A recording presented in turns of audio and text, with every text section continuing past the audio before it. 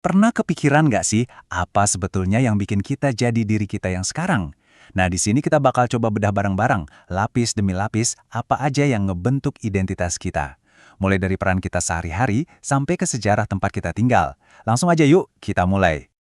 Pertanyaannya kelihatannya simpel ya, apa yang membuatmu kamu? Tapi jawabannya, wah itu kompleks banget. Apakah karena keluarga, atau sekolah, lingkungan tempat kita besar?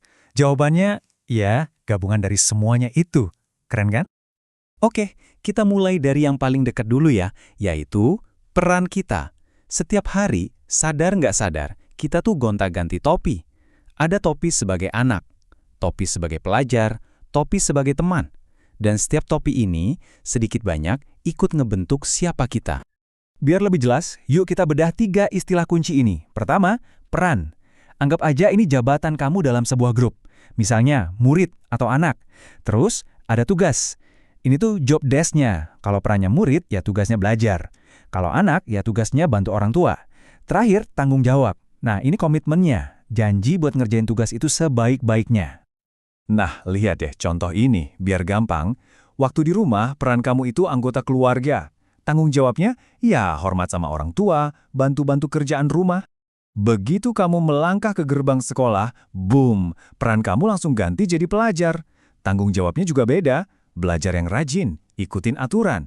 Jadi beda tempat, ya beda juga peran yang kita mainkan. Jadi, intinya apa? Semua peran-peran ini tuh saling nyambung, kayak roda gigi dalam sebuah mesin raksasa. Coba bayangin, kalau setiap orang, guru, murid, orang tua, semuanya jalanin perannya dengan benar, mesin komunitas kita bakal jalan mulus banget kan? Semuanya jadi harmonis. Oke, tadi kita udah ngobrolin soal siapa kita. Sekarang kita geser sedikit ke pertanyaan di mana kita. Karena tahu posisi kita di dunia itu ternyata sama pentingnya loh, sama tahu peran kita. Dan kalau ngomongin lokasi, alat andalan kita ya, peta.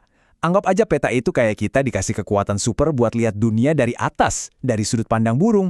Semua yang gede banget jadi bisa kita pegang di tangan kita. Sekarang ini kita hidup di zaman yang keren banget, karena kita punya 2 jenis peta.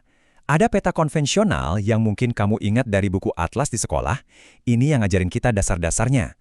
Terus ada peta digital di HP kita, yang ini jauh lebih canggih, interaktif, bisa di-zoom, dan bisa nunjukin jalan paling cepat ke warung kopi favorit. Dua-duanya punya perannya sendiri, dan sama-sama penting. Terus, emangnya sepenting apa sih tahu lokasi kita? Ini bukan cuma soal biar nggak nyasar loh. Ini tuh soal ngebangun rasa memiliki. Jadi kita tahu, oh ini tempat gue. Kita jadi ngerti hubungan daerah kita sama daerah tetangga. Dan yang paling penting, ini bisa numbuhin rasa bangga sama tempat yang kita sebut rumah. Nah, sekarang kita gali lebih dalam lagi yuk.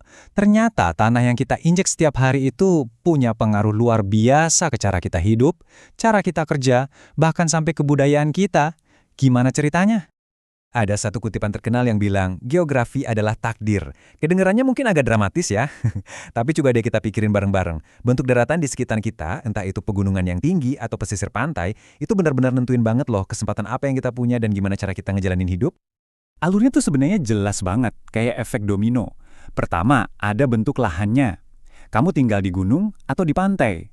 Nah, itu akan nentuin profesi atau mata pencaharian yang paling umum di sana. Dari profesi itu, barulah lahir budaya lokal yang khas. Mulai dari makanannya, tradisinya, sampai bentuk rumahnya. Coba kita bayangin tinggal di dataran tinggi, di pegunungan. Udaranya sejuk, tanahnya subur. Otomatis kan pekerjaan yang paling banyak ditemui ya jadi petani sayur, peternak, atau kerja di perkebunan. Nah, budayanya juga ngikutin. Makanannya pasti banyak sayur-sayuran segar, dan tradisinya sering banget berhubungan sama siklus tanam dan panen. Sekarang, kita pindah ke pesisir. Jauh beda kan? Di sini, yang jadi pusat kehidupan itu ya laut. Jadi profesinya nggak jauh-jauh dari nelayan, pembuat garam, atau petambak ikan. Budayanya juga beraroma laut. Makanannya penuh seafood, tradisinya tentang menghormati lautan, bahkan rumahnya seringkali berbentuk rumah panggung biar aman dari pasang. Oke, kita udah ngomongin soal peran dan tempat, tapi ada satu lagi lapisan yang penting banget buat ngebentuk kita. Apa itu?